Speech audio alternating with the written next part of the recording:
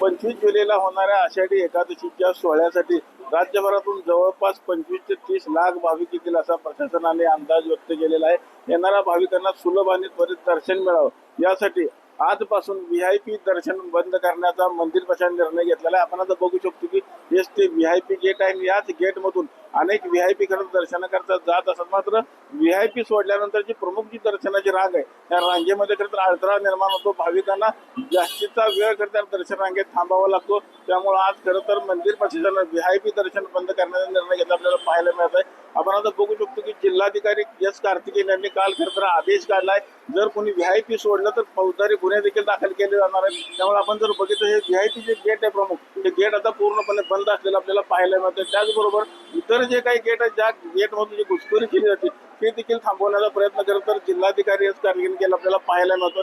आपण जर बघितलं तर 2 दिवसापूर्वी तर पालकमंत्री असतील, पालकमंत्री जयकुमार गोरे असतील, त्याचबरोबर जिल्हाधिकारी यांनी संपूर्ण खरं तर मंदिर परिसराची पाहणी केली होती। त्यानंतर मात्र हा महत्वपूर्ण निर्णय खरं तर घेतलेला आपल्याला पाहायला मिळतं। त्याचबरोबर आपण बघितलं तर ज्या पाद्यपूजा असतील किंवा ज्या तुळशी पूजा या देखील पूजा खरं तर या काळात बंद ठेवण्यात आलेल्या आहेत। आणि उद्याच्याला जर आपण बघितलं देवाचा पलंग निघणार आहे, उद्यापासून देवाचं 24 तास दर्शन देखील सुरू केलं जाणार आहे। तत्पूर्वी जर आपण बघितलं तर पूर्णपणे व्हीआयपी दर्शन बंद केल्याचं तर आपल्याला पाहायला मिळत आहे। एकंदरीत ह्या व्हीआयपी गेटवरती आता शुकशुकाट असल्याचं आपल्याला एकंदरीत दिसून येत आहे।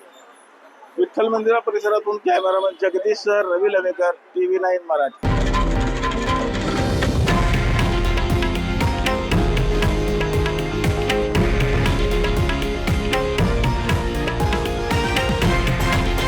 हे आहे देशातील नंबर 1 न्यूज नेटवर्क आणि आपण पाहत आहात TV9 मराठी, एकमेव।